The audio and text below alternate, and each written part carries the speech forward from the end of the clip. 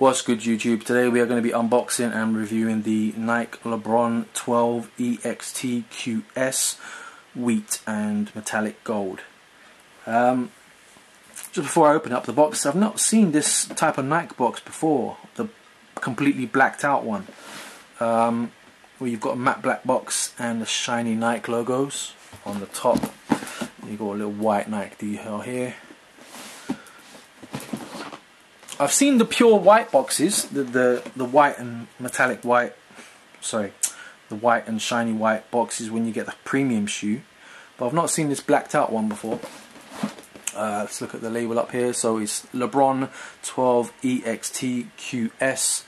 Colorway is wheat, metallic gold and wheat, and these are UK 9, US 10. I went true to size on these. Let's get them out of the box.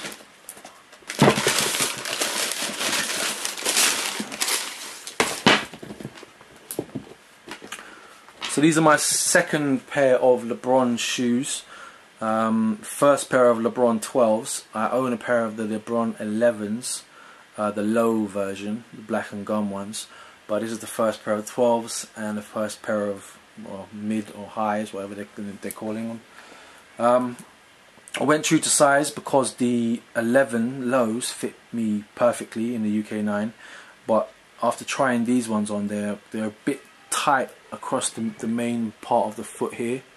I don't know if that's because they're a sport specific shoe, like a basketball shoe that is supposed to really clamp down on your foot. There's plenty of fit in the toe box, so they fit me fine here, so I don't really want to half size up, but they just feel a bit tight here. But maybe they'll loosen up with some wearing. As I said, this is only my second pair of Lebrons, so I'm not too clued up on the whole LeBron James thing. I know who he is. He's a basketball player, but being in the UK, we don't really watch too much basketball over here, so I don't know too much about him. So let me get some info from the Nike website. We have a salute to the beginning. The Lebron 12 EXT men's shoe revamps the performance version with a premium nubuck upper and nostalgic details that pay tribute to a remarkable rookie season. Low profile cushioning with a wing-like upper design delivered the comfort and support of the on-court original. You have hyperfused construction with a nubuck overlay for durability, lightweight comfort and a premium look. You have a full-length Phylon midsole with Nike Zoom units in the heel and forefoot for low profile responsive cushioning. And you've got the wheat colorway with, on the rear of the shoe it says, on the back here you've got the 02-13-04, which according to Nike.com is to pay a detail to pay tribute to LeBron's rookie season. So yeah, that's all the info I could find on the shoe from Nike.com. Apparently when LeBron James played in the wheats in 2004 maybe, in one of his rookie games, so they've revamped the wheat colorway for that. With the Lebron 12, I don't think the shoe's been out that long, the silhouette of the shoes. I think they released end of 2014. I may be wrong, but I think it was around October or November 2014 when they released the Lebron 12s. And I've seen quite a few colorways of them since then. I think Nike, like they did with the Huaraches in Europe, is they've sort of just oversaturated the market. They have too many colorways coming out of the shoe with not enough time in between them. There's like with the Huaraches, there's like a colorway dropping every week, and I think with these Lebrons I've seen colorways like every 2 weeks or every month there's another colorway coming out.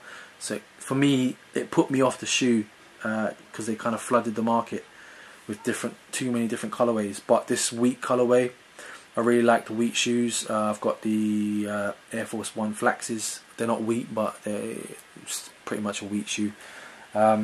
I know they did the Foamposite wheats as well, which look pretty good, but I didn't pick those up. But yeah, this Lebron 12 wheat was looking really good. I think the shoe got slept on this weekend. It released alongside the Air Jordan 5 metallic silver, the white metallic silvers, and the Air Jordan 1 hairs, the Bugs Bunny ones.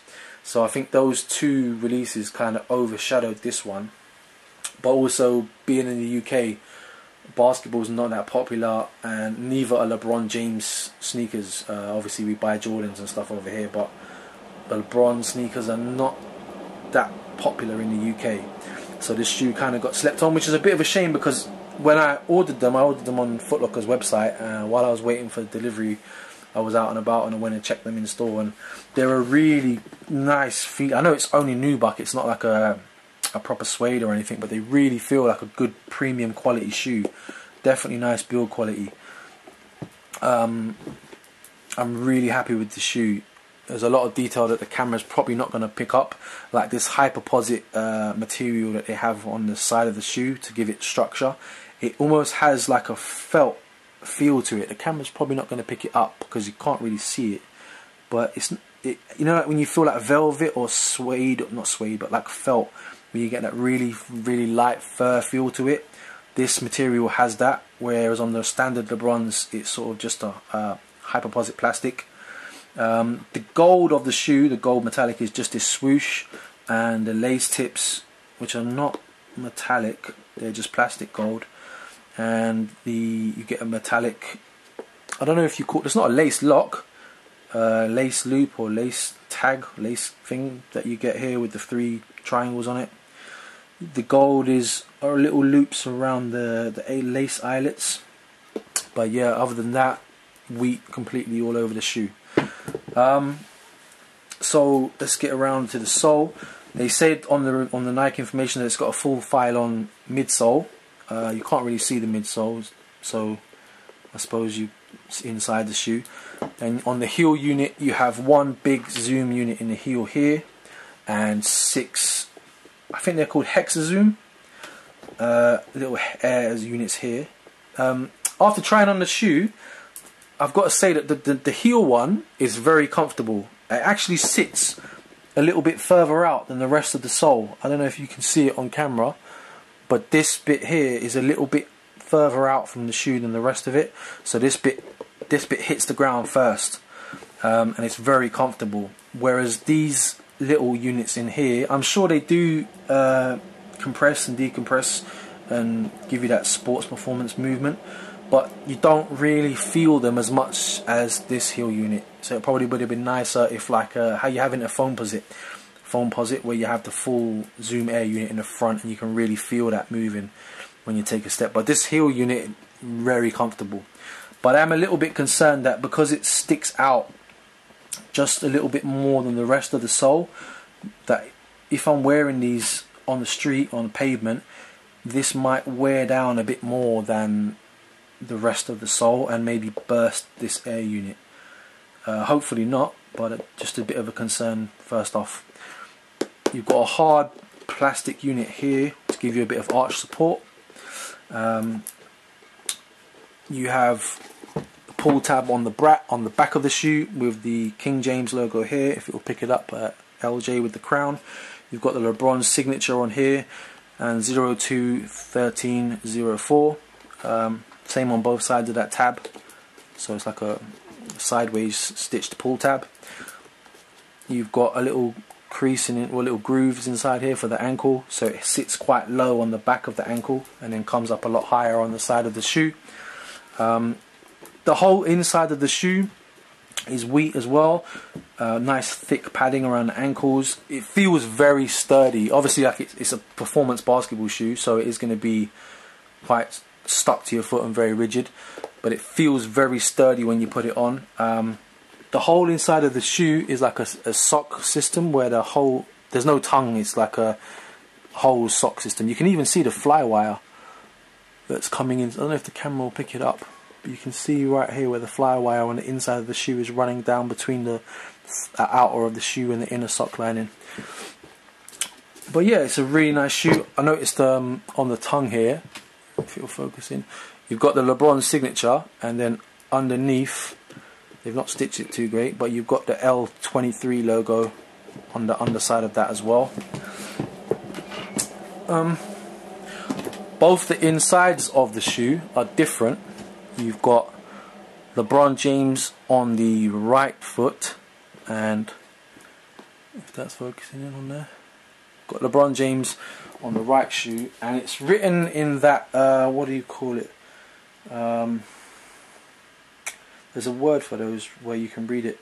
Ambigram, yeah, where the text can be written from both upside down and normal way up. So if you read it from this angle, I don't know if the camera's focusing, I can't really see, you would have LeBron in black and James in white, and if you flip it to that way, you would have LeBron in white and James in black. So it reads the same from both ways up, and that's called an ambigram, where you can read the text from both directions.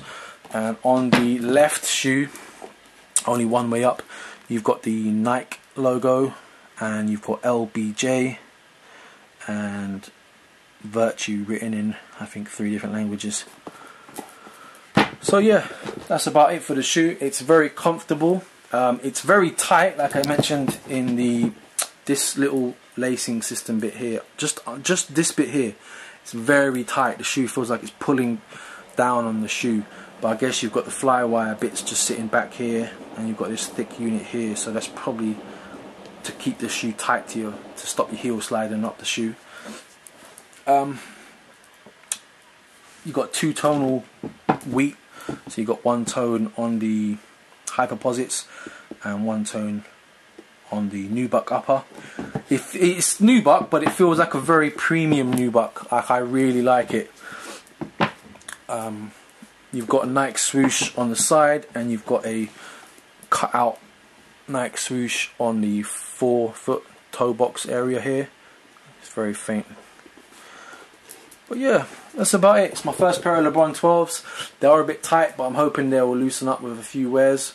They're very comfortable. They retailed at £219, which I think is very expensive, even for a premium or EXT model. I think the regular LeBron 12s retail between 130 and 140. So I think for a premium, you should probably be looking at 180. 220 is a bit expensive.